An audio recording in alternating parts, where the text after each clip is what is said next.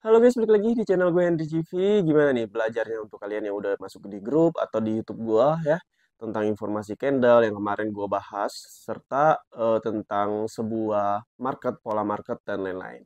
Nah, untuk kali ini gue akan ngebahas pentingnya atau kegunaan dari sebuah SNR. Jadi kalau kalian yang udah tahap belajar atau udah mulai mencari tahu tentang informasi candle dan SNR, nah kalian harus benar-benar dalami yang namanya SNR. Nah, SNR itu apa sih sebenarnya? Dia itu support and resistance. Jadi kalau kita di sebuah market kripto, saham, forex itu kan ada yang namanya candle yang kemarin gue kasih tahu ke kalian di video sebelumnya tuh. Kalau kalian nggak tahu, kalian cek di playlist YouTube gua. Di situ ada yang namanya candle yang berwarna beda-beda. Ada yang hijau sama yang merah. Nah, resisten dan support itu tercipta di antara dua candle warna yang berbeda tersebut. Ingat ya, dua warna candle yang berbeda. Jadi kalau resisten itu dimulai dari candle hijau, lalu muncul candle merah yang kuat searah ke bawah. Ya, ingat ke bawah. Itu disebut resisten. Nah, kalau yang sebaliknya, ini kita tukar posisinya. Di awal itu candle merah dulu, baru candle hijau. Itu disebutnya support, yaitu apalagi kalau searah. Searahnya kemana? Ke atas. Jadi dia disebut support sempurna. Jadi kalian pelajari hal itu. Nah, penting banget kalau kalian ingin benar-benar trading di crypto, forex, atau saham. Kenapa gue bilang begitu? Jadi SNR itu acuan biar kita tuh tahu kapan kita open posisi, kapan kita take profit, kapan kita stop loss. Nah, ada tiga ini nih. Jadi banyak yang nanya, gua udah tahu gimana caranya membaca arah market, tapi bingung gimana caranya menentukan open posisi yang benar, serta untuk menentukan target profit, terus gimana caranya buat stop loss dan lain-lain. Nah, itulah pentingnya SNR. Kali ini kalian harus pahami ya. Jadi ada di mana support and resistance itu bisa menjadi open posisi yang bagus buat kita ya untuk kita buy atau sell. Itu di market buy crypto yang spot dan sell itu crypto yang futures atau bisa disebut forex juga. Nah, jadi dia itu kita akan kenali dengan support dulu ya. Nanti untuk resisten nanti. Jadi support itu ketika terletak di dua candle ya yang berbeda, marketnya itu apalagi lagi uptrend ke atas ya, support itu sangat bagus untuk kalian open posisi buy di situ. Jadi ketika kalian ngelihat market yang lagi naik ya atau kayak ngebentuk pola market itu yang bagus, kalian tinggal open posisi buy di situ. Sekitar presentasi keberhasilan itu 85%. Lumayan lah ya. Ya, apalagi kalau marketnya dari time frame 1 jam, 1 hari, seminggu itu searah semua. Jadi kita nggak terlalu buta kapan kita open posisi, kapan kita mau take profit. Jadi enak kayak gitu. Kalau kita udah memahami informasi candle, jadi informasi candle itu kemarin kan kita untuk membaca suatu market arah kemana, kuat atau enggaknya nih market. Nah, sekarang kita open posisi. Open posisi itu kita kalau di spot ya kripto, kita pakai mengandalkan yaitu support yang sempurna ya, support yang searah kegunaannya. Jadi kita nggak akan ngeraba asal open posisi. Karena takutnya ketika kalian udah baca informasi candle dan baca arah market, dia naik ke atas, bener naik ke atas, takutnya dia udah ada di harga tertingginya suatu market tersebut, ya entah itu Bitcoin, Binance, atau Forex. Nah, jadi kalau kalian open posisi dan nggak ngerti SNR, kalian open posisi di atas, di pucuknya ini, dia bakal ke bawah guys. Nih, di ke atas dia bakal ke bawah. Yang hasilnya kalian bakalan minus atau bisa kehilangan modal kalian. Jadi ada salah satu. Tapi kalau kalian marketnya lagi naik ke atas, dia naik ke atas ini ya. Tapi kalian open posisinya di sini, di bawah ini, pas banget nih, pas banget. Pasti dia bakal naik ke atas kan. Nah, kalian bakalan dapat profitnya, keuntungannya. Jadi sebenarnya nggak salah ketika kalian open posisi, kok dia malah langsung turun sih ketika gua open posisi. Ya, berarti kalian open posisi di harga tertingginya suatu market. Nah, dari sini paham kan? Terus kalau resisten gimana? Resisten itu sama juga.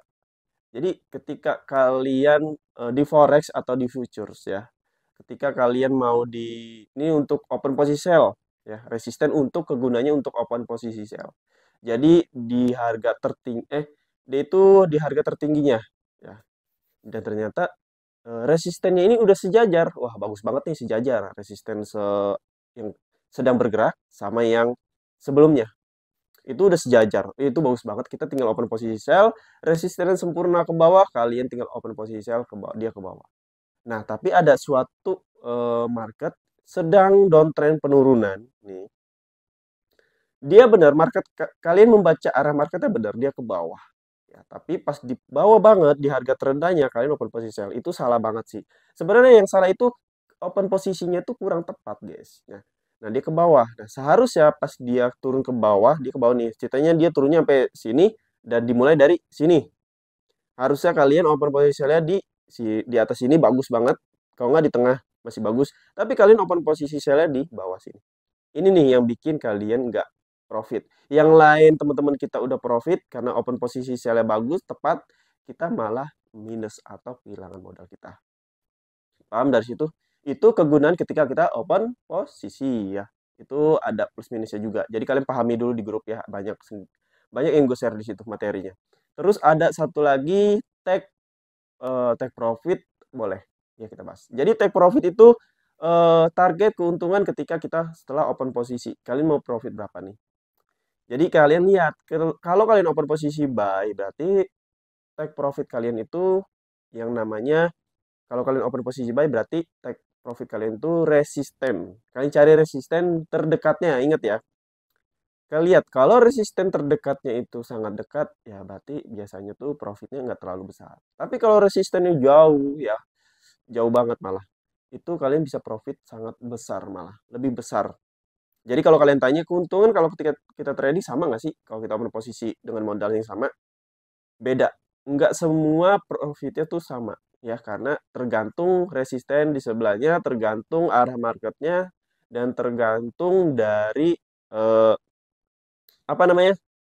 Kayak kalian nentuin ya marketnya ternyata masih kuat naik, nah itu tergantung semua. Tapi tetap kalian harus tentuin mau profit berapa persen nih. Sebenarnya kalian mau berapa persen? Jadi belibet kan, mau berapa persen? Nah jadi nanti ketika udah profit target kalian udah tersentuh, kalian tutup ya. Meskipun kalian tahu dia bakal ke atas lagi. Gitu. Yang penting kalian udah ngerasain profitnya dulu ya sebelum kalian open posisi lagi. Jadi tentuin yaitu resisten itu bisa dijadiin target profit kalian. Nah, itu yang pertama. Terdekatnya. Biasanya warna candle itu diawali candle hijau sama merah. Dua candle itu. Nah, lalu ada lagi kegunaannya yaitu sebagai stop loss. Stop loss dalam artian seperti apa ya? Oke, gini. Dia kalian ternyata open posisi sell nih. Kalian open posisi sell di forex atau di crypto futures di Indonesia. Ya, ternyata kalian udah memprediksi arah harganya ke bawah. Dan ternyata malah pas dia mau ke bawah, malah trennya marketnya turun ke bawah, kalian salah open posisi, dia malah ke atas. Jadi dia udah ada di harga terendahnya. Nah, jadi salah kan prediksi arah harga kalian, berarti minus tuh. Ya antara minus sama hilang modal kalian kalau kalian terus aja didiamin.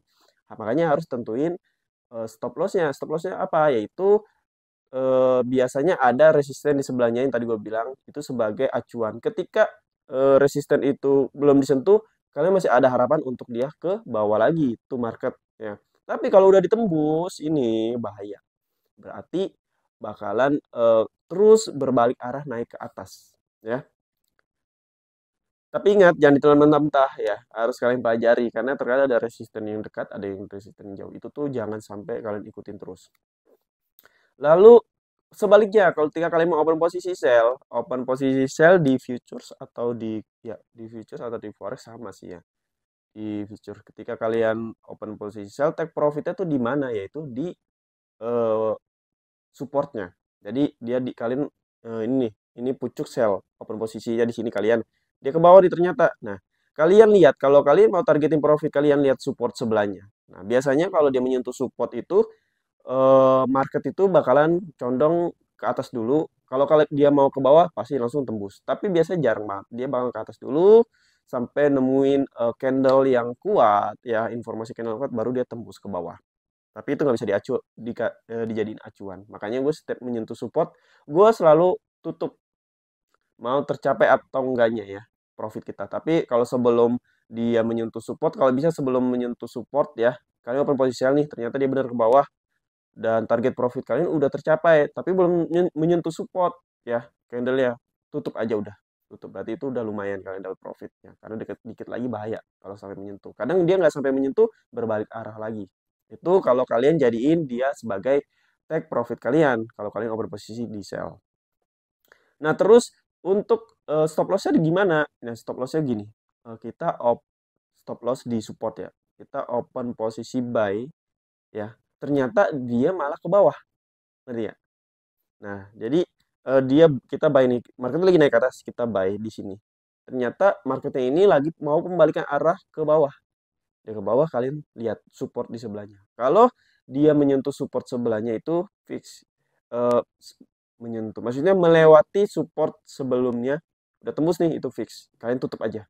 Itu berarti dia bakal lanjut terus ke bawah daripada modal kalian minus dan habis. Tapi sebaliknya ketika dia menyentuh support ternyata malah berbalik arah lagi naik ke atas, berarti kalian bakalan profit. Nah, itu eh, emang sedikit pusing kalau kalian baru belajar dan baru dengerin, makanya gabung aja ke grup gua atau bisa langsung di playlist YouTube gua, di semua ada tuh cara basic-basicnya mulai dari nol. Oke, dari sini mungkin cukup aja ya. Kalau kalian ada pertanyaan bisa DM IG gua atau bisa langsung di kolom komentar video ini. Kalau kalian juga masih belum paham, silakan gabung DM aja IG gue, nanti gue kirim link grupnya. Di situ udah ada step by stepnya, harus mulai dari mana, ya harus apa aja nih yang dipelajari di video ya. Soalnya sebenarnya belajar itu ketika kalian udah tahu alurnya mulai dari mana, itu sebenarnya mudah. Yang susah itu ketika kalian ternyata A, B, C, D, ya harusnya A dulu, tapi kalian malah mulai di C dulu. Bingung nih. Jadi kalian asal-asalan bingung, jadi kacak-acak gitu. Sulitnya begitu doang. Oke. Mungkin cukup sampai sini yang bisa gue kasih tahu ke kalian. Maaf ya kalau agak belibet hari ini. Karena ngejar waktu juga guys. Gue bikin videonya nih ngejar waktu. Karena nanti susah lagi bikin video. Oke, terima kasih yang udah nontonin video gue. Dan sampai jumpa lagi di next video.